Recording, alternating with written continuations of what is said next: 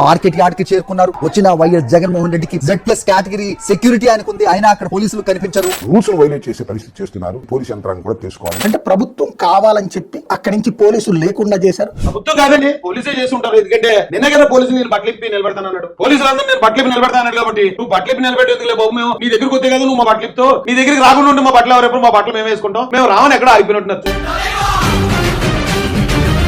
ఒక్క పూట పోలీసులు లేకపోతే జగన్మోహన్ రెడ్డి గారి పరిస్థితి అలా అతలాకుతలం అయిపోయింది. వాళ్ళ సెక్యూరిటీ మనకు కావాలి, వాళ్ళ రోడ్ పార్టీ మనకు కావాలి. వాళ్ళు వచ్చి క్లియర్ చేయకపోతే మన కారు కూడా ముందుకు కదలదు. వాళ్ళు వచ్చి జనాన్ని దూరంగా పెట్టకపోతే డోర్ తీసి మనం కిందకి దిగలేం. కానీ వాళ్ళే తిడతాం. కొన్ని తిట్టేదేమన్నా తప్పు చేసినప్పుడు వాళ్ళ చట్ట ప్రకారం న్యాయం చేస్తే పోలీసులు తిడతామండి. పోలీసులు బట్టలు అడుగుతామా?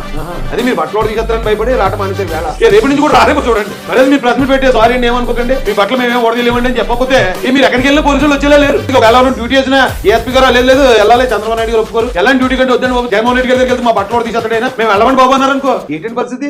అది ఏంటి పరిస్థితి?